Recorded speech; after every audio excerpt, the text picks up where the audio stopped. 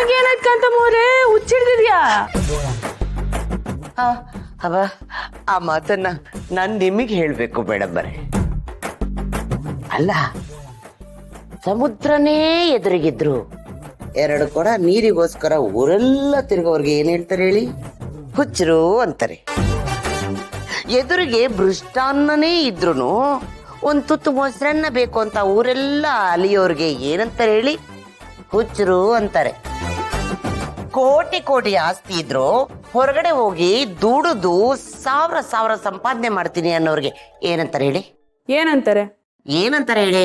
ಸ್ವಾಭಿಮಾನಿ ಅಂತಾರೆ. ಹಂಗಂತಾರೋ?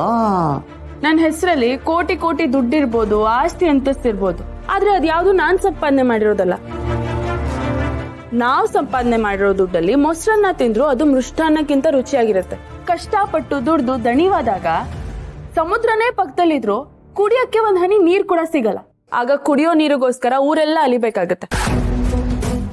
ಅಪ್ಪ ಅಮ್ಮ ಮಾಡಿಟ್ಟಿರೋ ಆಸ್ತಿ ಸಮುದ್ರದ ಹಾಗೆ, ನಾವು ಕಷ್ಟಪಟ್ಟು ದುಡಿಯೋ ಆಸ್ತಿ ಸಿಹಿ ನೀರಿನ ಹಾಗೆ. ಇದೆಲ್ಲ ಅರ್ಥ ಆಗೋರ್ಗೆ ಅರ್ಥ ಆಗುತ್ತೆ. ಬಿಟ್ಟಿಯಾಗಿ ಬದುಕ್ತಾರಲ್ಲ ಅವ್ರಿಗೆಲ್ಲ ಇದೆಲ್ಲ ಅರ್ಥ ಆಗಲ್ಲ ಬಿಡಿ. ಕೊನೆಗೂ ನಮ್ ಬುಡಕ್ಕೆ ಬಂದ್ರೇನೋ ಇರ್ಲಿ. ಈಗಿನ ಕಾಲದವ್ರನ್ನ ಅರ್ಥ ಮಾಡ್ಕೊಳ್ಳೋದೇ ಕಷ್ಟ ಮೇಡಮ್ಮರೇ.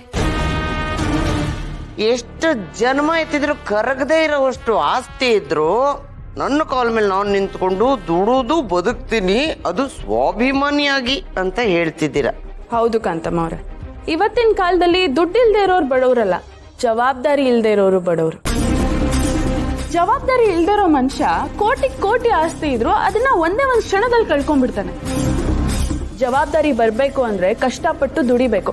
ಈಗ ನನ್ ಗಂಡ ಸುಬ್ಬುನೇ ನೋಡಿ, ಇಡೀ ಮನೆ ಜವಾಬ್ದಾರಿನ ಹೊತ್ಕೊಂಡಿದ್ದಾನೆ, ಕಷ್ಟಪಟ್ಟು ದುಡಿತಾ ಇದ್ದಾನೆ.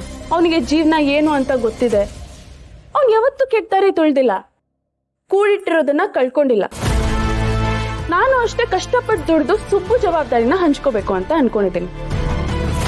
ಇದರಲ್ಲಿ ನಾನ್ ದುಡಿಯೋ ದುಡ್ಡಲ್ಲಿ ನನ್ನ ಪ್ರೀತಿನೂ ಇರುತ್ತೆ, ನನ್ನ ಸ್ವಾಭಿಮಾನನೂ ಇರುತ್ತೆ. ನಿಮ್ಗೆ ಅರ್ಥ ಮಾಡ್ಕೊಳಕ್ಕಾದ್ರೆ ಅರ್ಥ ಮಾಡ್ಕೊಳ್ಳಿ.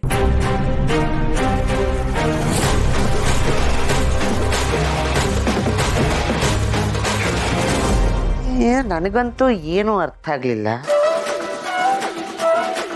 ನಿಮಗೇನಾರ ಅರ್ಥ ಐತೆ? ನನಗೇನಾದ್ರೂ ಕೋಟಿ ಕೋಟಿ ಆಸ್ತಿ ಇತ್ತು ಅಂದಿದ್ರೆ